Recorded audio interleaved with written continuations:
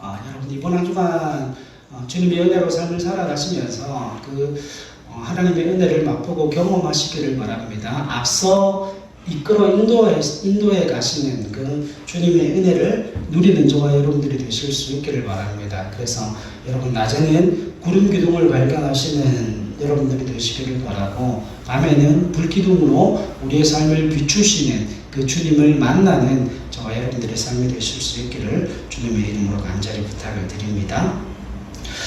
우리가 앞서서 이렇게 말씀의 은혜를 나누면서 사도 바울이 그 성령에 관해서 굉장히 강조하고 있는 모습을 발견할 수 있게 되죠. 여러분, 우리가 하나님의 뜻을 행하고 하나님의 그 부르심에 합당하게 행할 수 있는 그 유일한 비결이 사도 바울은 우리의 능력에 있다라고 이야기한 적이 없습니다. 우리의 지식도 아니고 우리의 경력도 아니고 우리가 가지고 있던 어떤 소유가 아니라 하나님의 성령으로 말미암아 그 생명과 하나님의 임재를 경험하는 그 은혜로 말미암아 우리에게 말씀하시는 그 주님의 말씀에 순종하여 살아갈 수 있음을 성경이 말씀하고 있습니다. 여러분, 우리가 성경 안에 기록되어져 있는 것, 다시 말하면 하나님께 속한 것 중에 우리가 살아낼 수 없는 것이 성경에 기록되어져 있을까요? 그런 건 없어요. 우리 다음 세대들과 말씀을 나누면서 그런 말씀을 드렸는데, 성경에 기록되어져 있는 그 모든 내용들은 우리가 지켜 행하여 순종할 수 있습니다. 어느 정도로 얼마든지요. 그 이유가 어디에 있는가 하면, 여러분, 성경이 기록되어지게 될 때에 그 성경은 하나님이 인간 저자들에게 뭘 주신 거예요? 성령의 감동을 통하여서 그 성경을 기록하게 하셨죠. 그러니까 성령의 감동을 통하여서 하나님의 뜻이 그들의 손에 의하여서 성경이 기록되어졌다는 거예요. 그러면 여러분, 성경을 기록한 그 기록자들에게 주신 그 성령과 오늘 우리 가운데 허락하신 그 성령이 다른 성령입니까? 아니에요. 같은 성령이에요. 한 성령이라는 거예요. 그러니까 성경에 기록되어져 있는 것 중에 하나님께 속한 그 모든 것들을 우리가 능히 살아낼 수 있다라고 말씀을 드릴 수 있는 가장 근본적인 이유는 무엇인가 하면, 성경을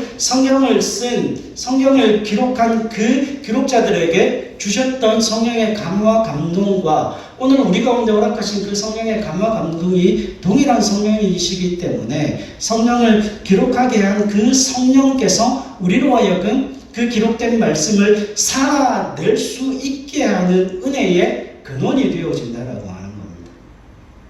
그래서 성령이 우리 가운데 거하심을 통하여서 우리가 하나님의 뜻을 행하게 되어진다라고 성경은 늘 말씀을 하고 있죠.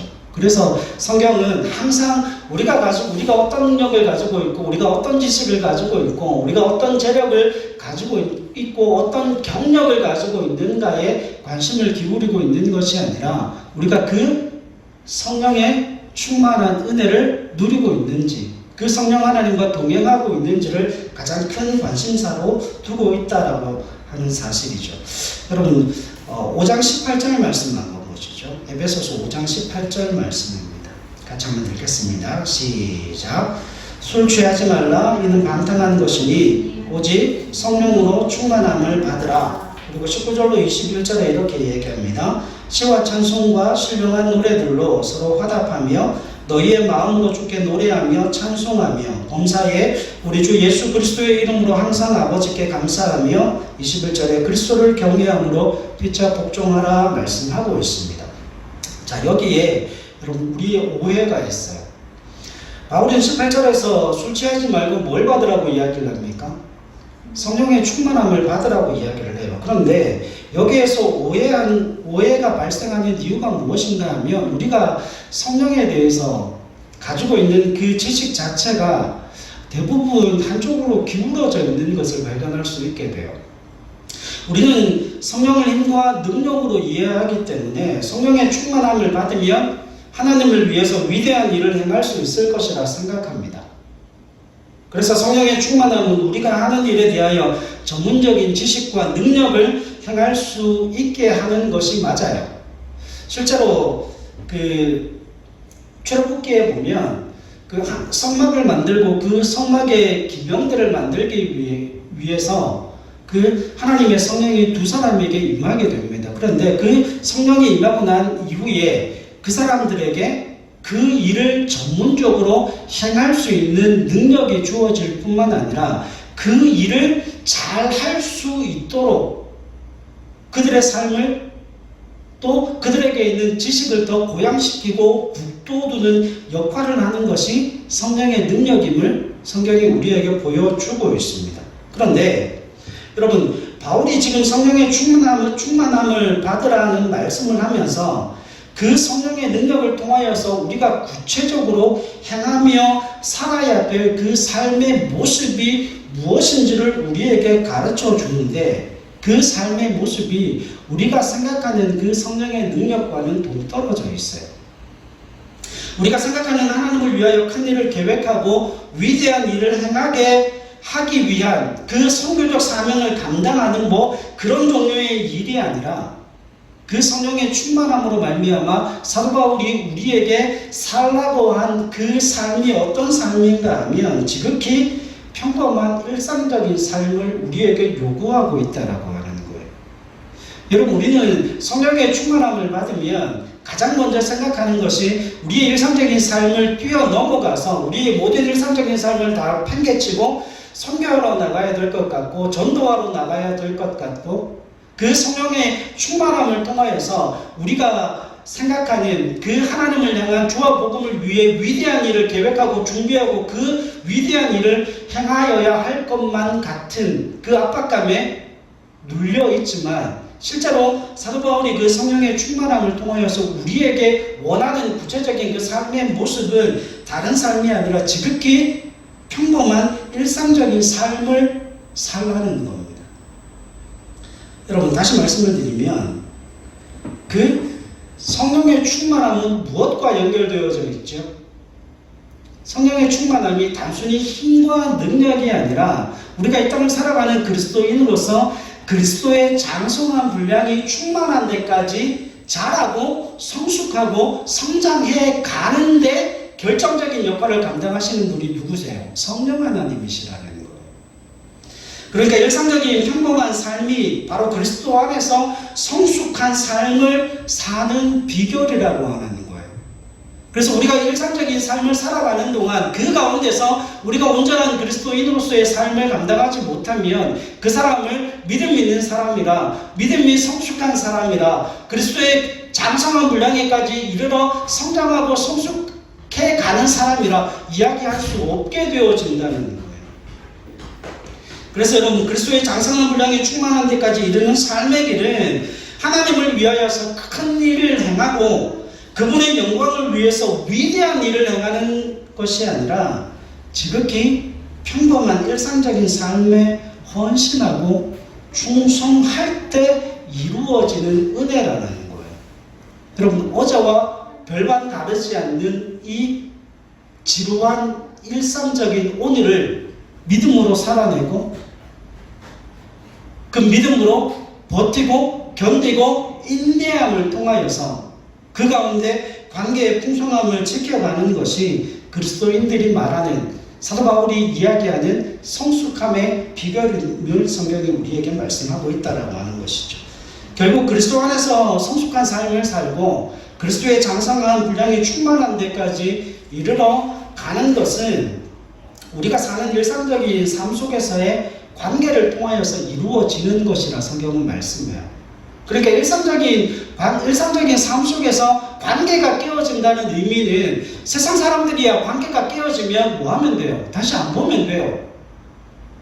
그렇잖아요. 관계가 깨어지면 등 돌리고 다시 안 보고 안 만나면 됩니다. 관로밖에 사람으로 그냥 유령 취급하면 돼요. 근데 예수 믿는 사람들은 그럴 수 없다는 거예요. 왠 줄 아십니까? 예수 믿는 사람들에게 하나님의 성령이 임했다라고 하는 건 그 사람의 발걸음이 닿고 그 사람의 발길이 닿는 곳마다 그가 어떤 사람으로 존재하는 거예요. 그 공동체 안에 피스메이커로 존재하는 거예요. 여러분, 예수님께서 사마리아 땅으로 들어가셔서 수가 여인을 만나셨다라고 하는 건 무슨 의미를 가지고 있죠? 유대주의에 찌들어 있던 그 유대인과 그 유대인들에게 멸시를 당하고 모멸감을 가지고 있고 적대적인 그 감정을 소유하고 있는 그 사마리아 사람들과의 뭐가 이루어졌어요? 화목이 이루어졌다는 의미예요. 왜냐하면 예수님은 유대인으로서 사마리아 여인을 만나시고 그 사마리아 여인에게 생수의 강이 그 심령 가운데서 흘러 넘치게 하심으로 말미암아 사마리아 여인과 함께 예배의 자리로 나가시고 함께 그 사마리아 사람들과 공동체를 이루어 가심을 통하여서 그 가운데 하나님의 나라를 이루어내셨다는 거예요. 그러니까 여러분 예수 믿지 않는 사람들과 예수 믿는 사람들의 그 삶의 방식이 전혀 다른 거예요.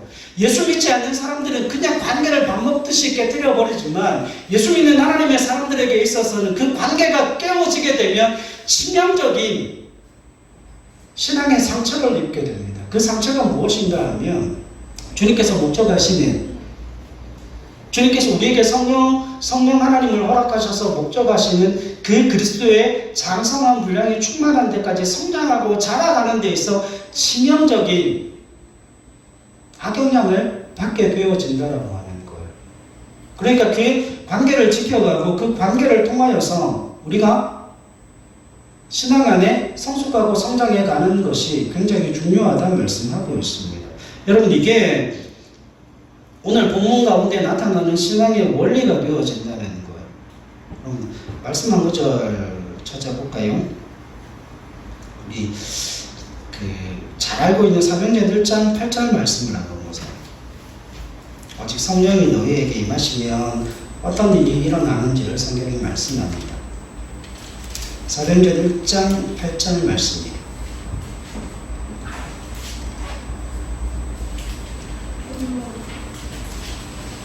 네, 같이 한번 읽읍시다. 시작. 오직 성령이 너희에게 임하시면 너희가 권능을 받고 예루살렘과 온 유대와 사마리아와 땅끝까지 이르러 내 증인이 되리라 하시니라. 아멘. 여러분 적으세요. 여기 성령이 너희에게 임하시면 이게 그냥 단순한 성령이 아니고 하나님의 불같은 성령의 임재예요. 충만한 성령의 임재예요. 그러니까 이 성령이 지금 뭘 가리키는가 하면 2장에 나오는 오순절 마가다락방에 임재한 그 성령을 이야기해요. 그 다이나마이트처럼 폭발력을 가진 그 성령의 임재를 이야기합니다. 그러니까 오직 너희에게 성령의 임재가 임하면 여러분 보세요. 어떤 역사가 일어나요? 너희가 권능을 받는답니다. 그런데 여러분 성도들이 여기에서 끝나요. 그 하나님의 성령을 받으면 권능이 임합니다. 그 권능을 가지고 우리는 전도하고 그 권능을 가지고 세계 선교의 사명을 감당해야 됩니다. 천만의 말씀이요. 성경이 언제부터 그렇게 이야기를 합니까? 성경이 그렇게 이야기하지 않아요. 다이나마이트와 같은 그러한 권능을 받고 그러한 성령의 충만함을 받아서 그 성령을 가지고 행하여야 될 가장 첫 번째 사명이 무엇인가 하면 예루살렘이에요. 선교적 사명을 가지고 선교하는 거 맞아요. 선교적 사명을 가지고 복음을 들고 주와 복음을 위해 헌신하는 건 맞습니다. 그런데 그것이 어디에서부터 시작되어야 되는 줄 아십니까? 예루살렘이에요. 예루살렘과 온 유대와 사마리아와 땅끝이에요. 여러분 적으세요. 그러니까 가장 가까운 곳부터 시작해서 가장 먼 곳까지 이게 복음의 능력이 확산되어져 가는 의미를 가지고 있다는 거예요. 근데 여러분 지금 이 상황 속에서 예루살렘은 어떤 자리입니까? 예루살렘은 어떤 자리예요? 제자들에게 있어 가장 고통스러운 자리입니다. 그 예루살렘에서 누가 죽었어요? 예수님께서 십자가에 달려 죽으셨어요. 자신들이 3년 반 동안 따라다니고 목숨을 걸고 따라다녔던 그 메시아라고 주장하셨던 그 예수님께서 십자가에 달려 죽으신 장소가 예루살렘이에요. 그리고 그 로마의 반역을 함을 통하여서 또한 유대인들이 그 예수님을 십자가에 못 박아 죽으면서 저들이 다른 도를 전한다고. 그래서 예수 믿는 사람들 그 십자가 위에 저주받은 자의 제자가 되어 그 말씀을 전하는 모든 사람들을 다 뭐하는 시기였어요? 핍박하고 잡아 죽이는 시대였어요. 그래서 저들이 밖을 나가지 못하고 예루살렘에 숨어서 마가다락방에 숨어서 뭐하고 있는 거예요? 기도하고 있는 거예요. 주의 신실한 약속의 말씀도 있었지만 저들이 문 밖을 나갈 수도 없었던 상황이란 말이에요. 왜냐하면 예루살렘이 그들에게 있어 가장 적대적인 장소였을 뿐만 아니라 그들에게 있어 한계와 같은 장소였기 때문에, 그리고 그 예루살렘 공동체가 그들에게 있어 가장 껄끄러운 관계에 놓여져 있는 사람들이었기 때문에 그들에게 갈 수가 없었던 거예요. 근데 여러분, 성령이 누구에게 임해요? 그렇게 두려워 떠는 자들에게 임재하게 되어지게 될 때 가장 먼저 나타나는 게 뭡니까?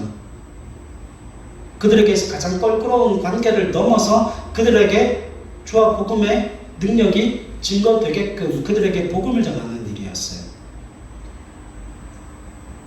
여러분, 이건 예루살렘과 유대와 사마리아 그리고 땅 끝을 이야기하는 건 지금 그 복음 성령의 충만함으로 말미암아 가장 먼저 복음이 증거되어지게 되고 가장 먼저 그 껄끄러운 관계의 회복이 이루어져야 될 자리가 어디라는 거예요? 내게 있어 가장 가까운 자리라고 하는 겁니다.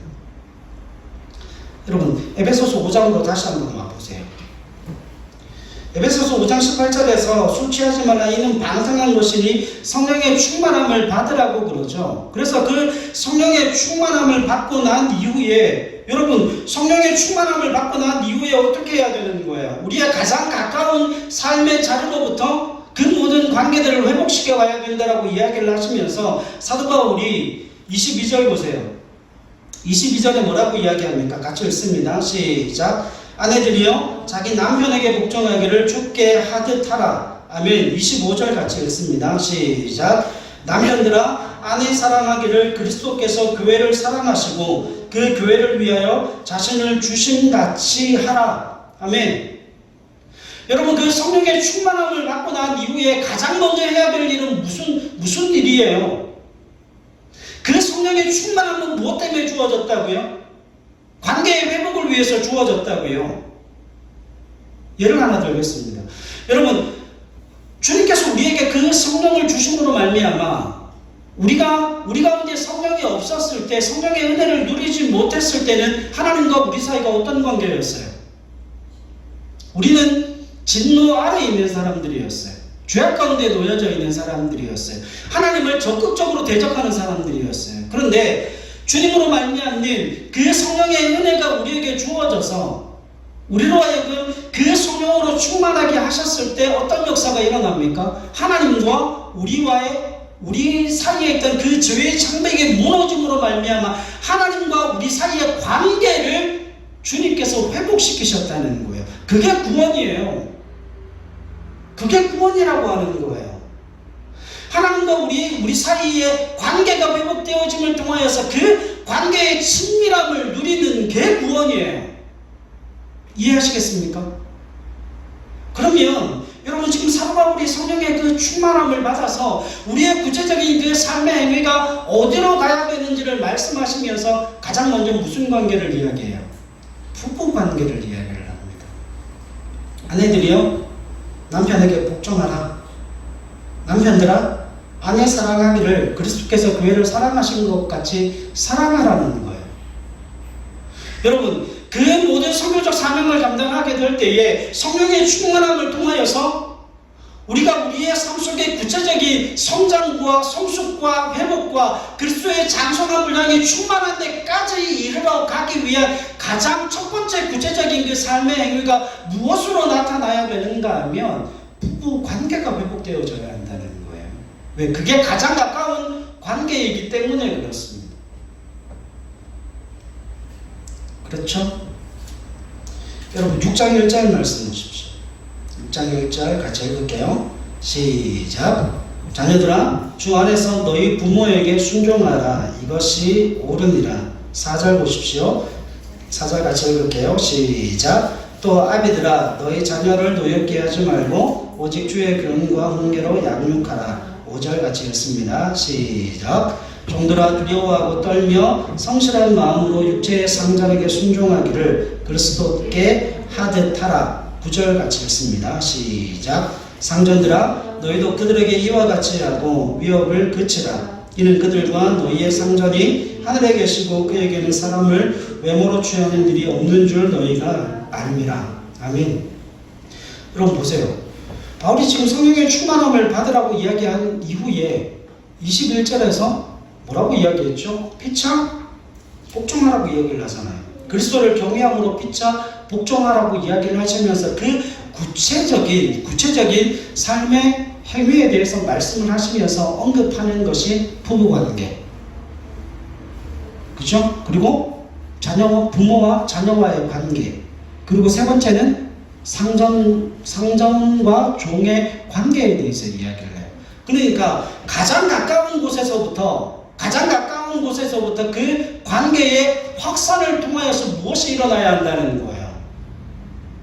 그 관계의 확장을 통하여서 우리의 성숙과 성장이 일어나게 될 것을 말씀하고 있다는 거예요.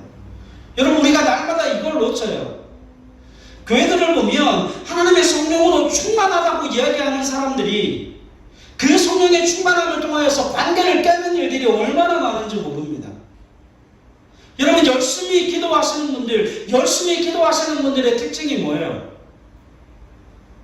집만 열심히 해요. 그래서 다른 사람들이 다 마음에 안 드는 거예요. 자기가 기도하는 것만큼 다른 누군가가 기도하지 않기 때문에 날마다 다른 누군가를 만나면 기도 좀 하지.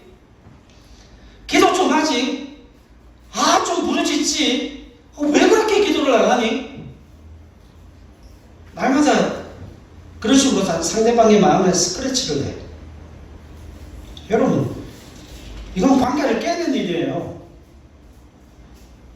우리가 성령으로 충만하다, 믿음이 좋다, 성숙하다라는 말의 뜻을 우리가 제대로 이해를 못하고 있어요. 여러분, 이런 말은 관계적으로 주어지는 이야기예요. 여러분, 믿음을 혼자 가질 수 있습니까? 믿음을 혼자 가질 수 있어요? 믿음은 오직 하나님과의 관계 속에서 그 믿음이 형성되어지는 거예요. 여러분, 믿음이 하나님과의 관계 속에서 주어지는 것이라면 그 관계는 늘 어디로 뻗어갈 수밖에 없어요? 여러분, 하나님에 대한 사랑과 이웃에 대한 사랑이 다릅니까? 동일한 사랑이에요. 하나님을 사랑한다라고 하면서 이웃을 사랑하지 않는 것, 그건 하나님을 사랑하는 게 아니라고 성경은 분명하게 이야기하잖아요.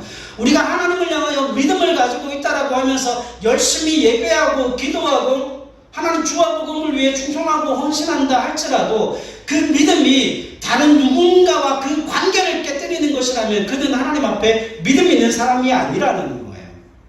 왜요? 믿음은 항상 관계적이기 때문에 그렇죠. 그가 하나님과의 관계가 올바로 세워져 있음으로 말미암아 나는 믿음이 좋은 사람이야, 나는 믿음이 좋아, 저 사람 믿음이 참 대단해 라고 이야기를 하지만 그 사람이 사람들과의, 지체들과의 그 관계 속에서 관계를 깨어가고 있다면, 관계를 깨는 사람이라면 그는 믿음이 좋을 수 없는 사람이에요. 우리가 이걸 자꾸 놓친다는 거예요.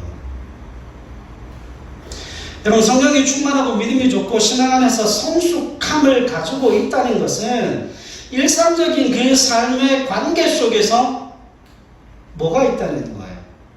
일상적인 그 삶의 관계에 충성하고 헌신하는 삶이 있다는 거예요. 그래서 그 관계를 깨지 않기 위해서 참고 그 관계가 깨어지지 않게 하기 위해서 내가 죽고 헌신하는 거예요. 그걸 성경은 믿음이라고 이야기를 하고 그걸 성경은 성숙하다라고 이야기를 하는 겁니다. 여러분, 아이들하고 놀다가 보면, 아이들하고 대화를 나누다 보면 그런 얘기는 있잖아요. 아이들은 뒤를 생각하지 않습니다. 뒤가 없어요.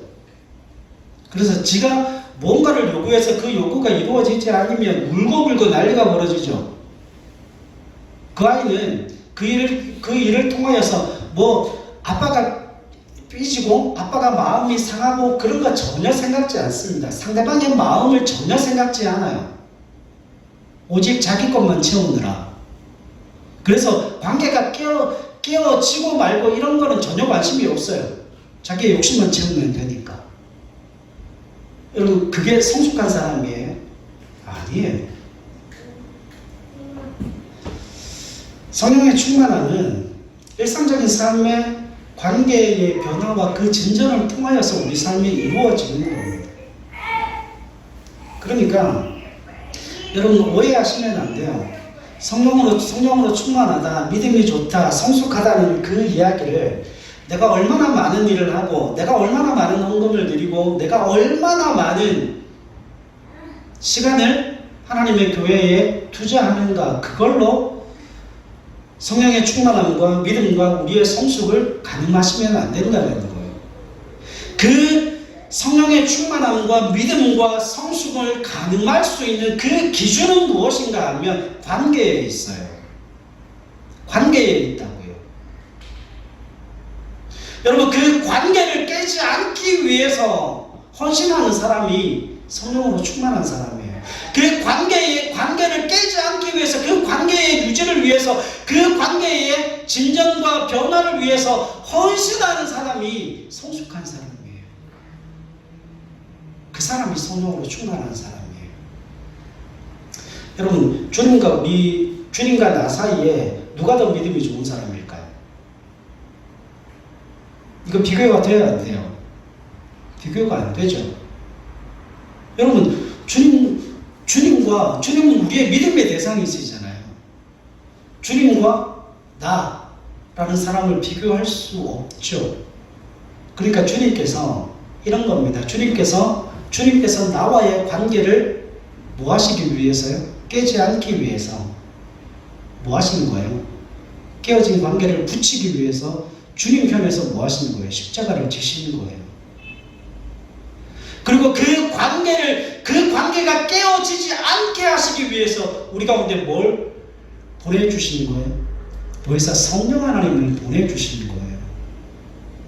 그러니까 여러분, 부부 사이의 관계를 깨시면 안 됩니다. 부모와 자녀 사이의 관계가 깨어지면 안 되는 거예요. 우리가 속해 있는 그 공동체의 관계가 깨어지지 않게 하기 위해서 몸부림치고 발버둥치는 하나님의 사람들이 되셔야 됩니다. 피스메이커가 되셔야 한다는 거예요. 그런데 여러분, 바울이 이 사실을 누구보다 잘 알고 있습니다. 그런데 여기에 한 가지 중요한 사실이 있어요. 여러분, 그 관계를 깨지 않기 위해서 우리가 헌신하고 우리가 수고하고 우리가 노력하지만 그 관계를 깨지 않기 위해 헌신하는 그 수많은 노력들이 우리의 힘 가지고는 되어지는 일이 아니에요. 그래서 바울이 한 가지 방법을 제시합니다. 21절 말씀 한번 보세요. 21절 같이 읽죠. 시작. 그리스도를 경외함으로 피차 복종하라. 아멘. 여러분, 우리는 우리 혼자 성숙할 수 없는 사람들이잖아요. 특히 그리스도의 장성한 분량에 충만한 데까지 이르는 성숙은 이런 겁니다. 이름을 알지 못하는 수백 명의 불특정 다수의 사람들과 관계하는 게 아니라 우리의 이름을 알고 나를 아는 그 사람들과의 관계를 통해서만 이루어질 수 있는 거예요. 여러분, 불특정 다수의 사람들은 나를 마음 상하게, 일시적으로는 마음을 상하게 할 수 있지만 나를 아는 사람들과의 관계 때문에 우리의 마음이 무너질 때가 훨씬 더 많습니다. 왜? 우리는 그 사람들을 향하여 뭘 하기 때문에요? 기대하기 때문에 그래요. 그 기대가 무너지면 마음에 상처를 가지게 되죠. 여러분, 그런데 그거 아십니까? 가족을 우리가 선택할 수 있나요? 이웃을 우리가 선택할 수 있나요? 교회를 우리가 선택할 수 있나요? 여러분, 내가 오늘 교회에 갔는데 그 공동체 안에 여러 사람들이 있어요. 그건 우리가 그 사람들을 선택한 게 아니죠. 교회도 우리가 선택을 할 수가 없고 가족도 우리가 선택을 할 수가 없어요. 근데 하나님께서 우리가 선택할 수 없는 그 관계들을 통하여서 우리를 성장시키시고 성숙시켜 가신다라고 성경은 말씀하고 있습니다. 그들과의 관계 속에서 우리가 성숙하고 성장해 간다는 거예요. 여러분 5장 21절 말씀 가운데 그리스도를 경외함으로 피차 복종하라. 여기에서 가장 중요한 핵심이 되는 말씀이 이거예요. 그리스도를 경외함으로예요. 그리스도를 경외함으로. 여러분 우리 앞에 놓여있는 모든 복잡한 관계의 본질이 뭔가 하면 그 모든 관계들을 무엇으로 해석해야 되는가 하면 그리스도와의 관계로 우리 앞에 놓여져 있는 관계를 해석할 수 있어야 한다는 거예요. 여러분 그리스도를 경외한다는 건 두 가지 의미를 담고 있어요. 경외한다는 건 두 가지 의미를 담고 있는데 거룩한 두려움 그리고 사랑 그 두 가지를 담고 있습니다. 이 말은 구약에서 올바른 삶의 태도를 나타내는데 하나님의 말씀과 하나님의 방식에 적절하게 반응하는 자세를 나타낼 때 그리스도를 경외한다는 말을 써요. 경외한다는 말을 씁니다. 그러니까 구약에서 하나님을 향하여서 우리가 적절한 믿음의 반응을 드러내고 나타낼 때, 저 사람은 하나님을 경외하는 사람이야 라고 이야기를 합니다. 그 경외에는 두 가지 의미가 담겨져 있죠. 첫 번째는 사랑이고 두 번째는 존재에 대한 두려움이에요. 여러분 그리스도 안에서의 성숙은 이 관계를 통하여서 이루어지는데 그 관계가 어떤 관계여야 하는지를 성경이 우리에게 보여줍니다. 우리가 누구에게 복종하듯이요? 우리가 그리스도를 경외하여 우리가 그리스도 앞에 복종하는 것처럼 다른 누군가에 대해서 뭐하라는 거예요? 뭐하라는 거예요? 그를 존중하고 피차 서로 복종하라는 겁니다. 이런 의미예요. 여러분 부모가 자녀들을 향하여서 이야기합니다. 야, 니들 좀 싸우지 마라. 화목해라. 라고 부모가 이야기할 때 싸우지 말아라. 서로 아껴주라고 이야기할 때 자녀들이 부모에 대하여서 사랑을 가지고 있고 그에 상응하는 권위를 인정하게 되면 어떻게 됩니까? 싸우지 않고 아껴주며 배려해 줄 수 있어요. 그런데 여기에 이걸 오해하시면 안 돼요. 그 아이들이 서로 배려하고 서로 아껴줄 수 있는 마음이 있어서 그와 같은 일들이 벌어지는 게 아니에요. 그 전에 뭐가 있었어요? 이 아이들을 향하여서 누가 이야기했죠?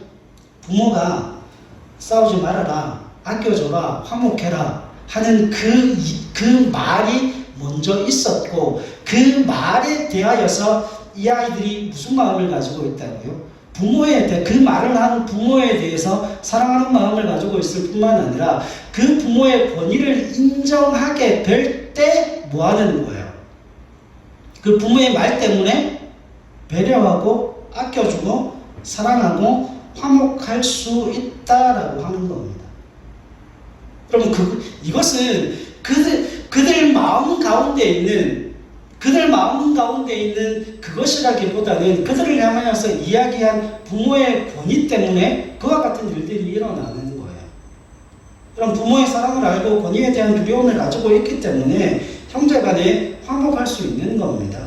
이건 우리에게 주어져 있는 모든 관계가 동일한 관계의 원리를 적용받고 있다라고 하는 거예요. 여러분 우리가 그리스도를 경외함으로 믿음의 공동체에 존재하게 될 때 피차 복종하며 주님이 목적하신 그리스도의 장성한 분량에까지 성장하여 자랄 수 있다는 겁니다. 그래서 여기서 성경이 말하는 바가 뭐라고 그래요? 나 혼자 그리스도를 경외하는 마음을 가지고 있는 게 아니라 피차 뭐하라는 거예요? 복종하라는 거예요. 그래서 생각해 보세요. 믿음의 공동체에 속해져 있는 나도 그리스도를 향하여서 무슨 마음을 가져요? 경외함을 가져요.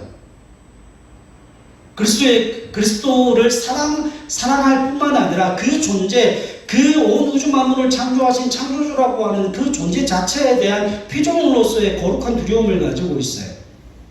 그래서 그 권위를 인정할 수밖에 없는 거죠. 그래서 내가 그 주님의 권위를 인정하고 주님의 말씀이 내게 주어졌어요. 피차 복종해라. 그리고 내 주위에 있는 모든 믿음의 공동체에 속해 있는 사람들 또한 그들도 그리스도를 사랑하는 사람이고 그들 또한 뭐하는 사람이에요? 그 하나님의 존재에 대한 거룩한 두려움을 가지고 있는 사람이기 때문에 그 하나님의 말씀을 듣고 그 거룩한 두려움을 가지고 뭐 하는 거예요? 하나님의 말씀에 순종해야 되겠구나. 그 하나님의 말씀을 지켜야 되겠구나. 그래서 나도 그 하나님에 대한 두려움을 가지고 하나님의 말씀에 순종하고 내 주위에 있는 지체들 또한 하나님에 대한 사랑과 거룩한 두려움을 가지고 그 하나님의 말씀에 순종하게 될 때 피차 서로 간에 뭐 할 수 있는 거예요? 복종할 수 있는 거예요. 그러니까 여러분, 이게 믿음 안에서 한 가정 안에 믿음이 하나 되었다는 게 얼마나 중요한지 몰라요. 왜냐하면 그렇게 믿음으로 하나 된 거죠. 그렇게 믿음으로 하나 된 공동체는 결국 어디로 나아갈 수 있기 때문에 그래. 성숙과 성장과 그리스도의 장성한 분량이 충만한 데까지 이르러 갈 믿음의 공동체가 되고 믿음의 가정이 되어지기 때문에 그래. 그래서 한 믿음을 가졌다는 것, 한 성령을 소유했다는 것, 한 하나님을 섬기고 있다는 것, 이게 얼마나 중요한 일인지 모릅니다. 그것이 바로 우리 믿음의 가정이 되고 우리 기쁨의 교회가 되어질 수 있기를 소망합니다. 여러분, 그리스도 안에 머물러 있는 저와 여러분들이 그와 같이 하나님에 대한, 우리 주님에 대한 사랑과 거룩한 두려움을 가지고 있을 때에 피차 우리가 복종하며 성령으로 충만한 삶을, 성령으로 충만한 구체적인 삶을 이 땅 가운데 살아갈 수 있다라고 하는 겁니다. 그러니까 여러분, 언제나 문제가 생기는 게 어디서 문제가 생기는가 하면 나는 충만한 것 같은데 다른 누군가를 보면 충만하지 않거든. 그죠? 다른 누군가는 충만한 것 같은데 나는 그에 대해서 좀 덜 충만한 것 같아요. 그래서 문제가 생기는 거예요.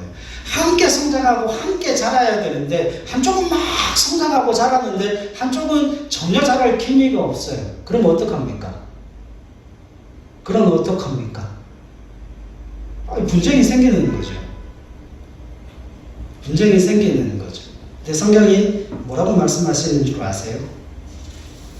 성경이 이렇게 이야기합니다. 그럼에도 불구하고 믿음의 태국에 들어와 있는 그 사람은 반드시 성숙하고 반드시 성장하고 반드시 자라게 되어져 있습니다. 이유가 뭘까요? 주님이 포기하지 않으시기 때문에 그래요. 주님이 그 사람에게 있어 목적한 그리스도의 장성한 분량이 충만한 데까지 이르러 가게 할 것을 주님께서 말씀하시고 주님께서 그래서 그 사람 심령 가운데 주님 스스로 선한 일을, 착한 일을 시작하신 네가 주님이시기 때문에 그리스도의 날까지 그를 뭐 하신다고요? 자라게 하시고 성장케 하시고 성숙하게 만들어 가신다는 거예요. 그러면 뭐 하면 됩니까? 성숙하고 성장한 사람이 기다려주면 돼요. 그걸 성경은 인내라고 이야기를 해요. 참고 버티고 인내하고 관용하고 안아주고 기다려주는 것. 그게 성경이 믿음이라고 이야기합니다. 사랑하는 여러분, 우리 믿음의 공동체 안에 또 믿음의 가정 안에서 우리가 그리스도의 장성한 분량에까지 충만히 성장하는 관계가 이루어질 수 있기를 소망합니다. 성령의 충만함을 다른 무엇이 아니라 관계의 진전과 관계의 변화와 관계의 풍성함으로 이해할 수 있는 저와 여러분들이 되실 수 있기를 바랍니다. 주님께서 우리에게 그와 같은 관계를 허락하여 주셨고 우리 또한 가족과 가정과 또 믿음의 공동체 안에서 그 관계를 누리고 있는 하나님의 사람이기에 그 관계로 말미암아 성장하시고 성숙하시고 그 관계로 말미암아 하나님의 놀라운 자비와 긍휼과 은혜를 맛보고 경험하는 저와 여러분들의 삶이 되실 수 있기를 주님의 이름으로 간절히 부탁을 드립니다.